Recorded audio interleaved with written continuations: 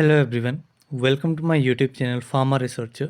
सो आज है day 207 daily pharma MCQ dose series का, जिसमें हम डेली के 50 एमसीक्यू क्वेश्चन सॉल्व करते हैं, जो कि आपके different previous year question papers and several reference book से लिए जाते हैं एंड सभी फार्मेसी रिलेटेड एग्जाम्स के लिए इंपॉर्टेंट होते हैं।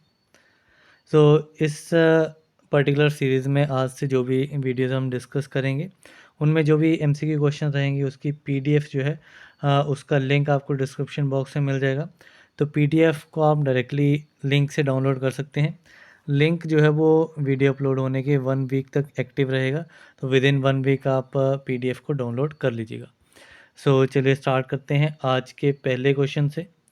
सो पहला क्वेश्चन है, WBC which release heparin and histamine is. So ऐसे वाइट ब्लड सेल्स जो कि हिपेरिन एंड हिस्टामाइन को रिलीज करते हैं, तो these WBCs are known as basophils. So इसमें आपका option A is correct. Next question है, which is known as river of life. So river of life किसे कहा जाता है? तो river of life is blood को ही रिवर ऑफ लाइफ कहा जाता है।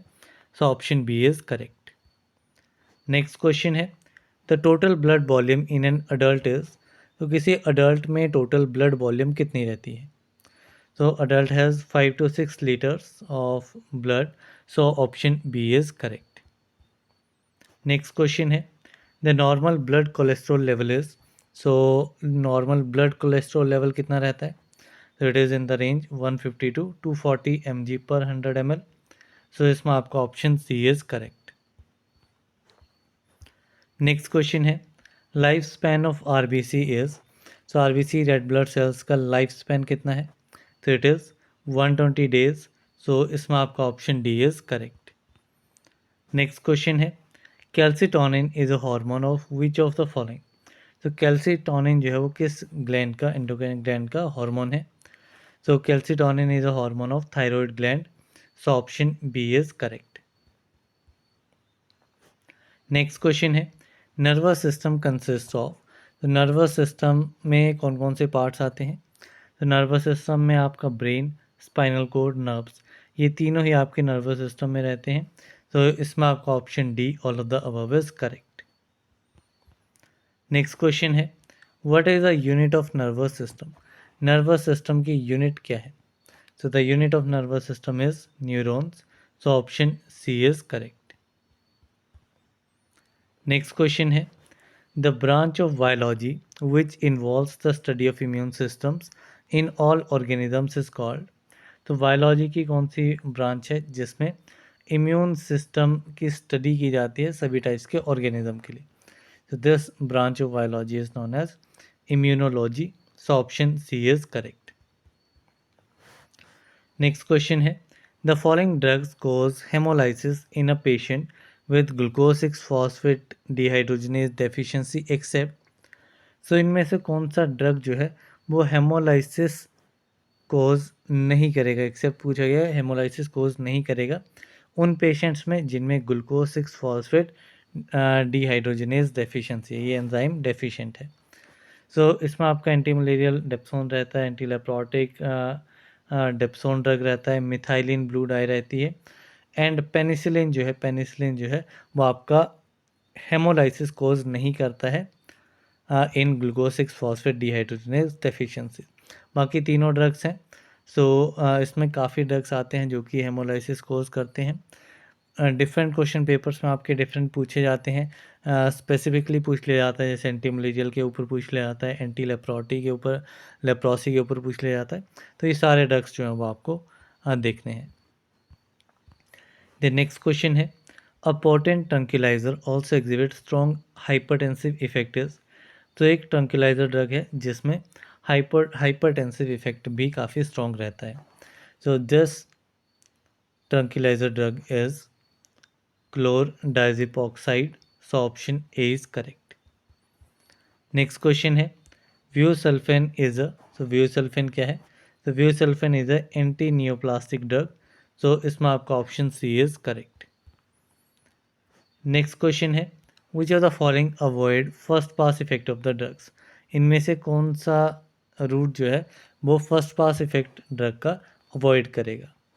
तो ओरल में, रेक्टल में आपका फर्स्ट पास इफेक्ट जो है शो होता है, लेकिन इंट्रावेनस में फर्स्ट पास इफेक्ट नहीं आता है। इसमें आपकी ड्रग की बायो अवेलेबिलिटी 100% रहती है, क्योंकि जितना ड्रग आपको इंजेक्ट किया जाता है सारा का सारा सिस्टमिक सर्कुलेशन में जाता है।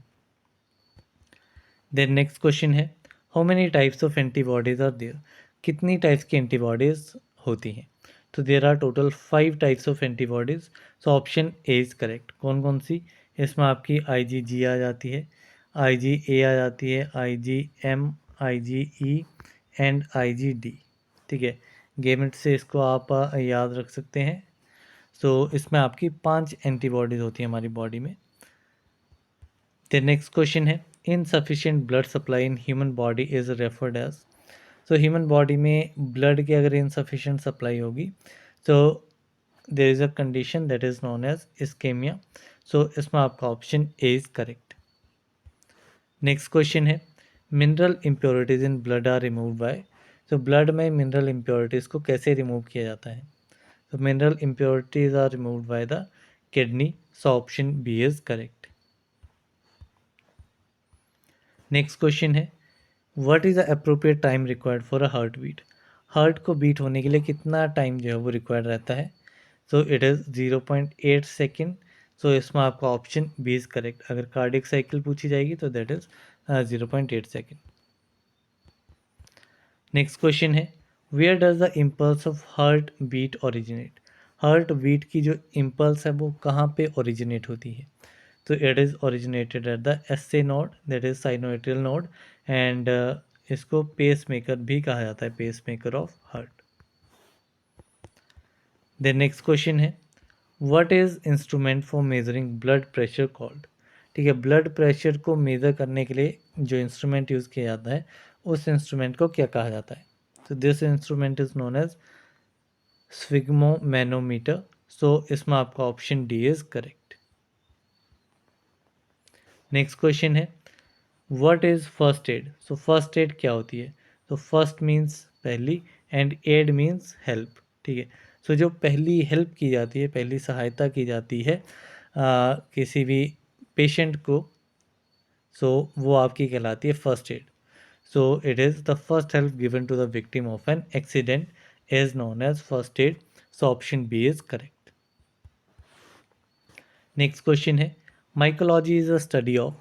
तो माइकोलॉजी जो है it is the study of fungi. So option B is correct. Next question है, the phase of bacterial growth during which the bacteria shows exponential growth curve is called. So exponential growth curve जो है वो bacterial growth के किस phase में आता है? So it came in the phase known as log phase. तो इसमें आपका option B is correct. Basically अगर आप ग्राफ देखेंगे तो इस टाइप से आपका ग्राफ रहेगा, एंड यहाँ से इनिशियली आपका जो बैक्टीरिया है वो अडेप्ट करता है सारी कंडीशन को, तो वो इनिशियली अडेप्टिंग फेज में रहता है, जिसे जिसे कहा जाता है लैग फेज। देन अडेप्ट करने के बाद एकदम से एक्सपोनेंशियल ग्रोथ आती है, एंड दिस एक्सपोनेंशियल ग्रोथ वाला फेज होता है आपका log phase. Then exponential growth के बाद अगेन आपका फिर स्टेशनरी फेज आ जाता है, जहाँ पे ग्रोथ एंड डेथ जो है वो बराबर हो जाती है, तो वो आपका कहलाता है stationary phase. Then peak level attain करने के बाद जो आपकी ग्रोथ है वो आपकी डिक्लाइन करने लग जाती है, and that is known as the decline phase. तो ये आपके 4 मेन फेजेज रहते हैं। आगे हम इसके क्वेश्चंस भी देखेंगे। सो नेक्स्ट क्वेश्चन है, the rate of generation of new bacterial cells becomes equal to the death rate during which phase? ठीक है, सो न्यू बैक्टीरियल सेल्स और डेथ जो है ये दोनों ही बराबर हो रही हैं, तो ये किस फेज में होती हैं? ये आपकी स्टेशनरी फेज में होती हैं। So option C is correct. Next question है, during the lag phase. So lag phase के दौरान क्या रहता है, क्या कंडीशन रहती है? तो लैग फेज के दौरान जो आपका माइक्रो ऑर्गेनिज्म है वो सेटल होता है न्यू एनवायरनमेंट में। सो इसमें आपका option A is correct. Then next question है, which virus are involve in the bacterial transcription process? So bacterial transcription process में कौन सा वायरस जो है वो इन्वॉल्व रहता है? सो इस केस में आपका बैक्टीरियल फेजेज जो हैं वो आपके इन्वॉल्व रहते हैं। So option C is correct. Next question है, fluoxetine belongs to which class of drug? तो फ्लोक्सेटिन जो है वो आपका एंटी डिप्रेसेंट ड्रग है, एंड एंटी डिप्रेसेंट में ये आपका SSRIs कैटेगरी में आता है, that is selective serotonin reuptake inhibitor. तो इसमें आपका option B is the correct answer. Next question है, which of the following compounds is most likely to lower circulating levels of leukotrienes. इनमें से कौन से कंपाउंड्स जो हैं वो सबसे ज़्यादा जो है वो आपके ल्यूकोट्राइन्स के सर्कुलेटरी लेवल्स को कम करते हैं, लोअर करते हैं। So these compounds are known as zileuton. ठीक है, ये आपका जिल्यूटिन ड्रग रहता है। So option A is correct. Next question है, earliest sign of aspirin toxicity is. तो एस्पिरिन टॉक्सिसिटी के अर्लीस्ट साइन क्या है? तो अर्लीस्ट साइन में आपका टिनिटस कंडीशन आ जाती है। बेसिकली किसी भी एक्सटर्नल सोर्स के बिना जो है वो कान में आवाज़ आना, that is the tinnitus condition. ठीक है, मीन्स कोई एक्सटर्नली कोई ऐसी साउंड नहीं आ रही है, लेकिन आपके कान में ऐसा फील हो रहा है कि कुछ जैसे ड्रम आ रहा है या बबलिंग है या वाइब्रेशन साउंड है। So these type of sounds आती हैं। So that is the condition with the aspirin toxicity. Next question है, मॉर्फिन कॉज ऑल एक्सेप्ट। तो मॉर्फिन में से कौन सी कंडीशन कॉज नहीं करेगा? मॉर्फिन आपका एनाल्जेसिक ड्रग है, सिडेशन भी कॉज करता है, डायरिया नहीं, ये आपका कॉन्स्टिपेशन कॉज करेगा, and increase prolactin release.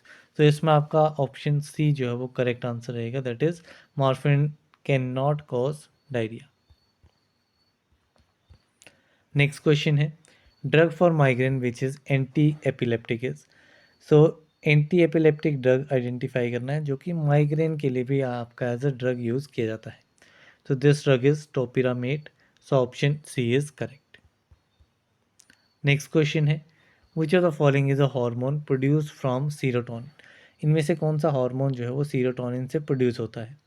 So this hormone is melatonin. So option A is correct. Next question है, prostaglandins analogue used in peptic ulcer is. तो पेप्टिक अल्सर में कौन से प्रोस्टाग्लैंडिन एनालॉग्स का यूज़ किया जाता है? So these prostaglandin analogues are misoprostol. So option A is correct. Next question है, फेमोटिडिन एक्ट्स एज। फेमोटिडिन कैसे एक्ट करता है, क्या इसका मैकेनिज्म ऑफ एक्शन रहता है? फेमोटिडिन आपका पेप्टिक अल्सर में यूज होने वाला ड्रग है, and it inhibits the H2 histamine. So it is a H2 histamine antagonist. So option B is correct. Next question है, which of the following comes in the category of organophosphate poisoning. Organophosphate poisoning के अंदर कौन सा effect जो है वो आता है? ऑर्गेनोफॉस्फेट पॉइजनिंग में आपका muscarinic effects, nicotinic effects, and central nervous system effect, ये तीनों ही टाइप्स के इफेक्ट देखने को मिलते हैं। So option D all of the above is correct. Next question है, which of the following is a mixture formerly recommended as an antidote when the exact poison is not known. ठीक है, जब exact poison का पता नहीं है, antidote देना है, तो उस केस में कौन सा एंटीडोट दिया जाएगा? तो उस केस में आपका यूनिवर्सल एंटीडोट जो है वो दिया जाता है। So option B is correct. Next question है, most essential medicine should be formulated as. तो जो मोस्ट असेंशियल मेडिसिन होती हैं ये आपकी कैसे फॉर्मुलेट होती हैं? तो they should be formulated as a single compound. ठीक है, सिंगल कंपाउंड की तरह असेंशियल मेडिसिन को फॉर्मुलेट किया जाता है। So option B is correct. Next question है, unidose dispensing system is for. तो यूनिडोज डिस्पेंसिंग सिस्टम जो है वो किस टाइप के पेशेंट्स के लिए रहता है? So it is for the inpatients. So option A is correct.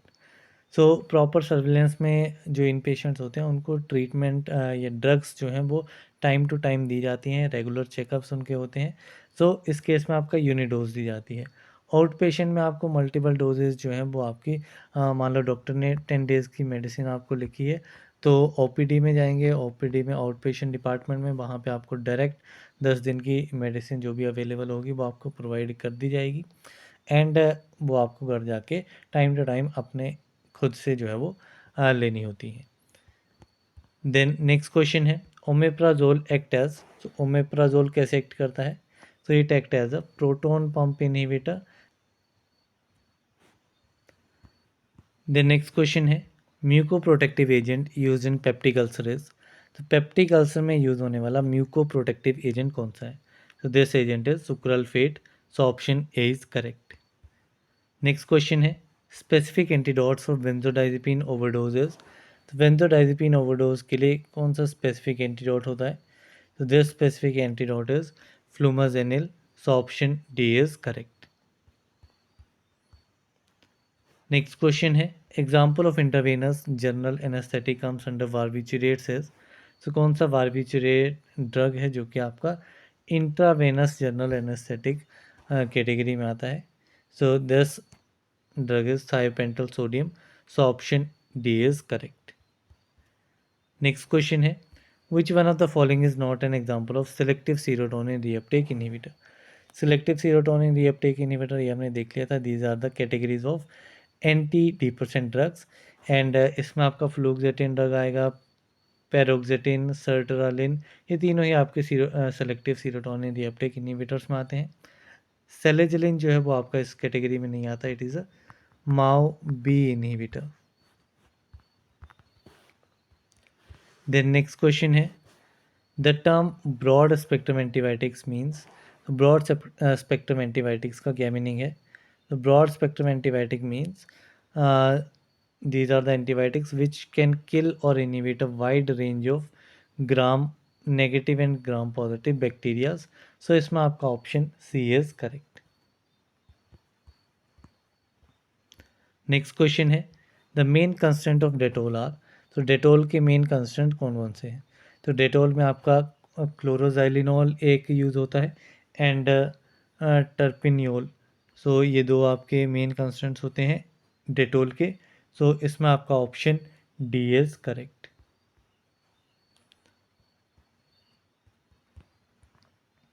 Then next question है what is tincture of iodine. Tincture of iodine जो है वो किसे कहा जाता है? तो tincture of iodine is simply the 2 to 3% solution of iodine in alcohol water mixture. तो इसमें आपका option A is correct. Next question है drug avoided in G6PD deficiency patient is. तो G6PD डेफिशिएंसी पेशेंट्स में कुछ ड्रग्स को avoid किया जाना चाहिए। तो ये हमने कुछ ड्रग देख लिए थे, उसके अलावा क्लोरमफेनिकोल, क्यूनिडेन, नाइट्रोफेरेंटोइन, ये तीनों और अदर ड्रग्स हैं जिनको G6PD डेफिशिएंसी में नहीं दिया जाता है, अवॉइड किया जाता है क्योंकि ये आपके हेमोलाइसिस कोज कर देते हैं। पिछले क्वेश्चन में हमने कौन सा देखा था? तो उसमें हमने एक ड्रग प्रीमाक्विन देखा था, ठीक है, प्रीमाक्विन ड्रग देखा था। देन लेप्रोसी वाला एंटी लेप्रोटिक ड्रग डेप्सोन देखा था एंड एक डाई देखी थी methylene blue dye. Next question है फार्माकोविजिलेंस इज। तो फार्माकोविजिलेंस क्या है? तो pharmacovigilance is a study of the toxicity of drugs. So इसमें आपका option A is correct. Next question है antipsychotic drug induced parkinsonism is treated by. So जो आपका एंटीसाइकोटिक ड्रग्स के यूज़ करने की वजह से पार्किंसन डेवलप होता है उसको कैसे ट्रीट किया जाता है? So it is treated with anticholinergic drugs. Option A is correct. Next question है prolactin secretion is inhibited by. तो प्रोलैक्टिन की सिक्रीशन जो है वो किस एजेंट या किस ड्रग की वजह से इनहिबिट होगी? तो prolactin secretion is inhibited bye bromocriptine. तो इसमें आपका ऑप्शन डी इज करेक्ट। इसी के साथ में हमारे 50 MCQ क्वेश्चंस कंप्लीट होते हैं। तो PDF का लिंक आपको डिस्क्रिप्शन बॉक्स में मिल जाएगा। PDF link is in description. आप वहाँ से PDF को डाउनलोड कर सकते हैं। आंसर्स के लिए आपको इस वीडियो पे आना पड़ेगा, तो आंसर जो है वो आप इसमें मैच कर सकते हैं। काफ़ी सिंपल क्वेश्चन हैं। सो किसी भी क्वेश्चन में डाउट है तो आप डेफिनेटली कमेंट बॉक्स में मेंशन कीजिएगा। So that's all for this video. मिलते हैं अगली वीडियो में, तब तक के लिए थैंक यू वेरी मच।